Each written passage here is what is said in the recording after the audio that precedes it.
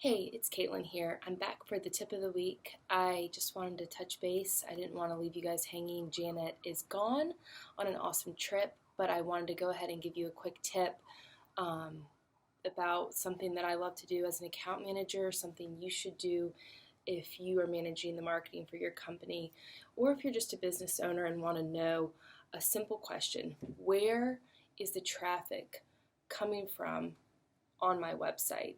Basically, meaning who's coming to my website, how are they getting there, and we're going to show you real quick. So, the number one way to start doing this is by installing something on your website called Google Analytics.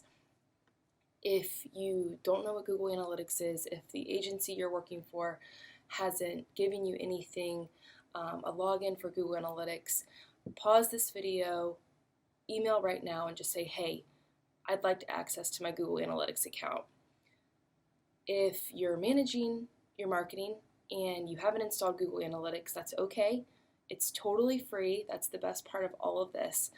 And you can install it using a plugin, which we'll mention in the blog post below. You can install it hard coding. I don't do that. You can also install it using a tool called Google Tag Manager, which is something we do here at Fat Cat. So lots of ways to install Google Analytics. Definitely make sure it's installed. So once it's installed, the next thing you can do is wait for traffic to start to build. Or maybe it already is installed and you want to go right now and see, hey, where's the traffic coming from on my website? You want to go to something called Acquisition Overview, and you'll see it on the left-hand side of the screen. And then you can click on Channels, and there'll be lots of options: direct, organic, paid, display, social, referral, email are all the options. They may not all be there. Those are all the ways that people are coming to your website. We'll give a little bit more of a definition below about what each channel means, why it's important.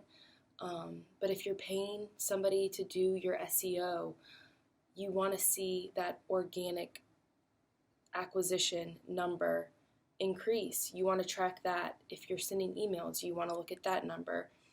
Same with social. Direct, if you're doing TV ads, mailers, and somebody's directly typing in your website, that's a great place to track. And then, of course, paid display. If you're not looking at Google ads every day, you can look there. And then finally, referral is another really interesting one.